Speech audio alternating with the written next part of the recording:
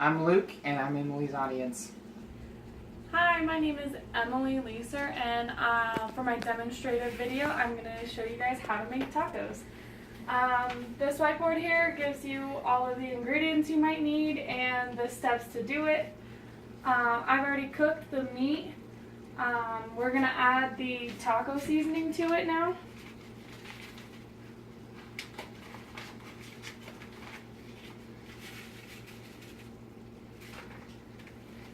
For the taco seasoning, you can just get this at Walmart or whatever, or you can make your own by looking up a recipe on allrecipes.com for just look up taco seasoning if you want to make it at home, but the store-bought ones are good for my tasting. On the whiteboard it says to cover and simmer for 5 to 10 minutes. So we're going to do that after I have it mixed in. If your meat isn't very greasy and doesn't have a lot of, it's really dry, you can add a 3/4 cup of water to it to make the meat soak in the seasoning. But this meat is pretty juicy, so we're not going to do that this time. But we are going to cover it and let it simmer for a while. While that simmers, I'm going to show you guys how to do taco shells. In this pan I have coconut oil, and it's at boiling temperature, so when this goes in it'll just boil for us. And then the oil is really hot, so I'm not going to leave it for too long. And I'm going to flip it over and then fold it in half.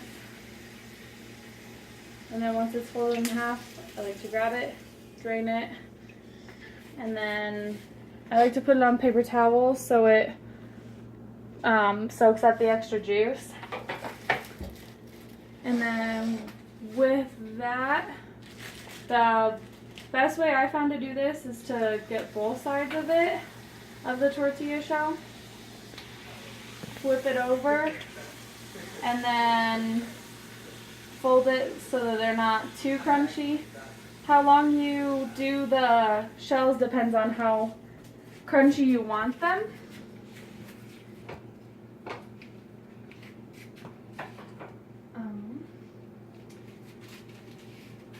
So I'll just do one more. You guys put it in there, flip it, and fold it. Those are for really soft ones.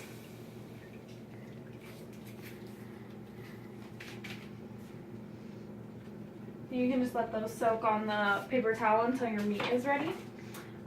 In the meantime, while the meat is simmering, we have prepared tomatoes, which we diced, and then we also did lettuce, which is diced pretty much as well. You might also want cheese with your tacos and salsa.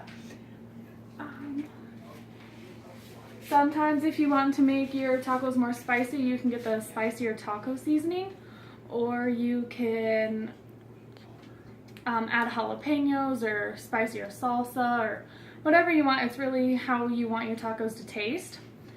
For me, I'm not too much into the spicy stuff, so I like my tacos pretty mild, but you can add stuff to whatever you want.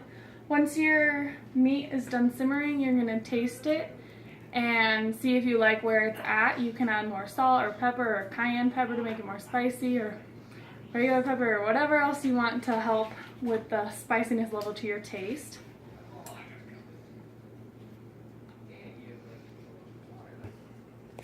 So once your meat has simmered for a while, you can taste it and see if you like it.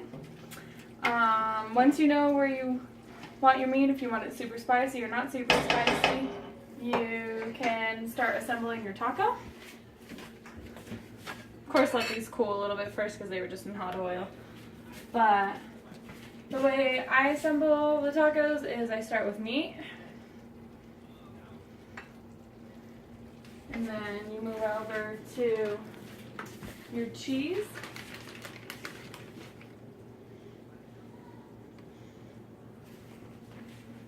and then your lettuce, and then tomatoes, And then salsa.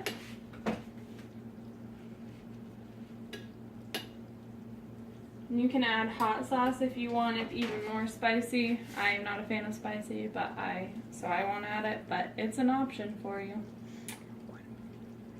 So once your taco is made, you can enjoy it. There are different things you can add to it, like sour cream, or if you don't want the fattiness of sour cream, you can do Greek yogurt. You can also do different kinds of cheeses with it, or you can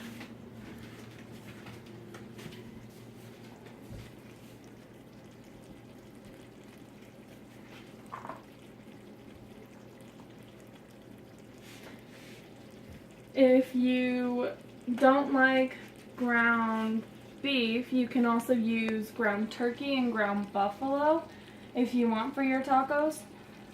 You can also use the same kind of setup for burritos, and those you would just do flour tortillas versus the corn tortillas.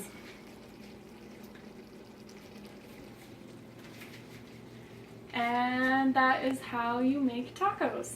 Thank you.